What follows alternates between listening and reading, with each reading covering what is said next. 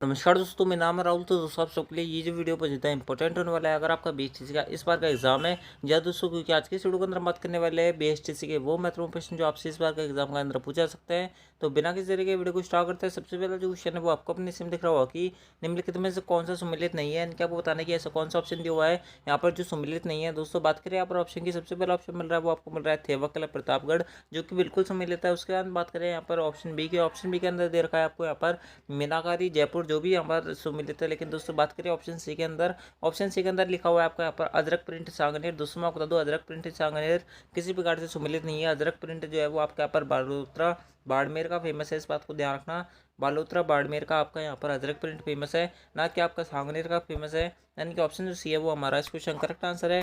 बढ़ता है आपका अगले क्वेश्चन तरफ। अगला जो क्वेश्चन है वो आपको अपने इसमें दिख रहा होगा कि जोधपुर का प्रसिद्ध बादला निम्नलिखित में से क्या है। दोस्तों आपको पता होगा कि बादला जो होता है वो एक जस्ते से बनी पानी की एक बोतल होती है, जो कि आपके सिपाही लोग जो होते हैं, यानी कि जो हमारी आर्मी मैन होते हैं, उनके पास ये ज़्यादातर काम आते हैं। क्योंकि वहाँ जो डेजर्ट वाला एरिया होता है उधर गर्मी बहुत ज़्यादा पड़ती है, इसलिए उनको ठंडा पानी रखने के लिए बादला नामक जो बोतल है इसका इस्तेमाल करता है। इस बात को ध्यान रखना है। इनके ऑप्शन जो बी होगा वो हमारा इस क्वेश्चन करेक्ट आंसर होगा। बढ़ते हैं आपका अगले क्वेश्चन तरफ। अगला जो क्वेश्चन है वो आपको अपने सीन दिख रहा होगा कि टेराकोटा मूर्तियाँ निम्नलिखित में से किससे बनाई जाती है। यानी कि टेराकोटा की जो मूर्तियाँ होती है वो किससे बनी होती है। आपको पता होगा कि टेराकोटा की जो कला होती है वो आपके यहाँ पर मिट्टी से बनी हुई है। जो बर्तन वगैरह होती है, जो कलाकृति होती है, वो आपकी क्या कहलाती है, टेराकोटा यहाँ पर कला कहलाती है। दोस्तों टेराकोटा जो कला है वो आपके यहाँ पर मोलेला प्रतापगढ़ की फेमस है। दोस्तों बात करें यहाँ पर ऑप्शन की, यहाँ पर ऑप्शन जो ए होगा सिरेमिक जैसी यानी कि मिट्टी से बनी होती है, यानी कि ऑप्शन जो ए होगा वो हमारा इस क्वेश्चन करेक्ट आंसर होगा।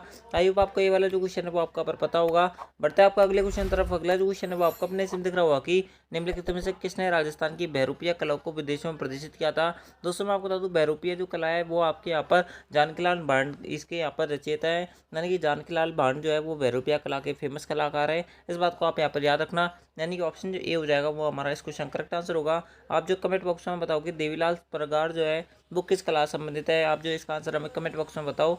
बढ़ता है आपका अगले क्वेश्चन तरफ। अगला जो क्वेश्चन है वो आपको अपने इसमें दिख रहा होगा कि मोरनी मोड़ना किस जनजाति से संबंधित है। दोस्तों मैं आपको बता दूं, मोरनी मोड़ना जो संबंधित है वो आपके यहाँ पर मीना जनजाति से संबंधित है। इस बात को ध्यान रखना। मीना जनजाति से संबंधित आपकी कौन सी यहाँ पर चीज़ संबंधित है, मोरनी मोड़ना संबंधित है। इस बात को ध्यान रखना। इनके ऑप्शन जो बी होगा वो हमारा इसको करेक्ट आंसर होगा। दोस्तों मैं आपका ज़्यादा टाइम बर्बाद नहीं कर रहा हूँ, कम समय में आपको ज़्यादा इन्फॉर्मेशन देने का ट्राई कर रहा हूँ, क्योंकि अब आपके पेपर में ज़्यादा टाइम नहीं बचा है, बहुत कम समय बचा हुआ है, जिसके अंदर आप जो है तैयारी को अपनी मजबूत कर सकते हैं या फिर अपनी तैयारी को चेक कर सकते हो। तो दोस्तों आप इन क्वेश्चन के माध्यम से आप जो अपनी तैयारी को यहाँ पर बेहतर कर सकते हो। ठीक है दोस्तों, बढ़ता है आपका अगले क्वेश्चन तरफ। अगला जो क्वेश्चन है वो आपको अपने इसमें दिख रहा होगा कि गीदड़ नृत्य राजस्थान के किस क्षेत्र में किया जाता है। दोस्तों आपको पता होगा कि गीदड़ जो नृत्य है वो आपके यहाँ पर शेखावटी क्षेत्र का फेमस है। यानी कि ऑप्शन जो बात करें यहाँ पर, तो दोस्तों ऑप्शन जो डी होगा वो हमारा इस क्वेश्चन करेक्ट आंसर होगा। बढ़ता है आपका अगले क्वेश्चन तरफ। अगला जो क्वेश्चन है वो आपको अपने इसमें दिख रहा होगा कि नृत्य शैली जो ग्रासीय जनजाति से संबंधित नहीं है। दोस्तों आपको पता होगा कि यहाँ पर बात करें यहाँ पर ऑप्शन की, बालर जो होता है वो आपके यहाँ पर ग्रासीय से संबंधित है, मांदल भी होता है। लेकिन दोस्तों बात करें गवरे की, आपको पता होगा कि गवरी जो नृत्य है वो आपके यहाँ पर भील जनजाति से संबंधित है, ना कि ग्रासीय जनजाति से संबंधित है। यानी कि ऑप्शन जो सी है वो हमारा इस क्वेश्चन करेक्ट आंसर है। बढ़ता है आपका अगले क्वेश्चन तरफ। अगला जो क्वेश्चन है वो आपको अपने इसमें दिख रहा होगा कि राजस्थान में निम्नलिखित में से किस लोक नृत्य को यूनेस्को द्वारा विरासत की सूची में सूचीबद्ध किया गया है। दोस्तों आप सबके लिए ये वाला जो क्वेश्चन है वो आप सबके लिए यहाँ पर स्टार मार्क वाला क्वेश्चन है। ये वाला जो क्वेश्चन था वो पीटीटी 2020 का अंदर आया हुआ क्वेश्चन है, इस बात को भी आप यहाँ पर याद रखना है। दोस्तों इसके साथ में राजस्थान कांस्टेबल के अंदर भी आया हुआ क्वेश्चन है, इस कारण से आपके लिए ये जो क्वेश्चन है वो मोस्ट इंपोर्टेंट क्वेश्चन है और स्टार मार्क वाला क्वेश्चन है। आप जो है इसको यहाँ पर स्टार मार्क लगा के रखना। दोस्तों बात करें यहाँ पर ऑप्शन की, यहाँ पर ऑप्शन मिल रहा है वो आपको मिल रहा है भवई नृत्य, उसके अंदर दिया हुआ है आपका पर तेरह ताली नृत्य, उसके अंदर दिया हुआ है आपका पर घूमर नृत्य, उसके बाद दिया हुआ है आपका पर कालबेलिया नृत्य। मैं आपको बता दूँ इसका जो करेक्ट आंसर होगा वो होगा आपका यहाँ पर कालबेलिया नृत्य, यानी कि ऑप्शन जो डी है वो हमारा इस क्वेश्चन करेक्ट आंसर है।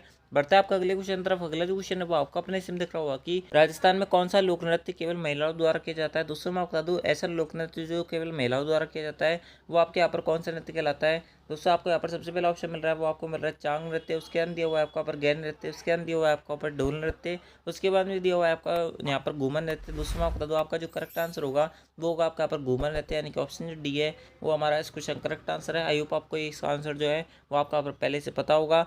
बढ़ता है आपका अगले क्वेश्चन तरफ। अगला जो क्वेश्चन है वो आपको अपने इसमें दिख रहा होगा कि कानड़ प्रबंध नामक काव्य के लेखक कौन है। यानी कि आपको बताना है कि कानड़ प्रबंध नामक जो कविता लिखी थी, यानी कि ये जो रचना लिखी थी वो किसके द्वारा लिखी गई थी। दोस्तों बात करें यहाँ पर ऑप्शन की, यहाँ पर सबसे पहला ऑप्शन दे रखा है वो आपको दे रखा है पद्मनाभ, जो कि हमारा करेक्ट आंसर होगा। पद्मनाभ जो है इनके द्वारा यहाँ पर आपकी कानड़ प्रबंध लिखी गई है। इस बात को आप यहाँ पर याद रखना है, यानी कि ऑप्शन जो ए है वो हमारा इस क्वेश्चन करेक्ट आंसर है।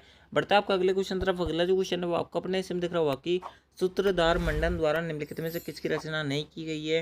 दोस्तों मैं आपको बता दूं, मंडन द्वारा आपसे यहाँ पर पूछा जा रहा है कि मंडन द्वारा कौन सी रचना नहीं की गई है। दोस्तों बात करें यहाँ पर ऑप्शन की, सबसे पहला ऑप्शन मिल रहा है वो आपको मिल रहा है प्रसाद मंडन, जिसकी की गई है। उसके बाद में व्यवहार दर्श की भी की गई है, वास्तुसार की लिखी गई है। लेकिन दोस्तों वास्तु मंजरी की यहाँ पर किसी प्रकार से मंडन द्वारा आपके यहाँ पर रचना नहीं की गई है, यानी कि ऑप्शन जो डी होगा वो हमारा इस क्वेश्चन करेक्ट आंसर होगा।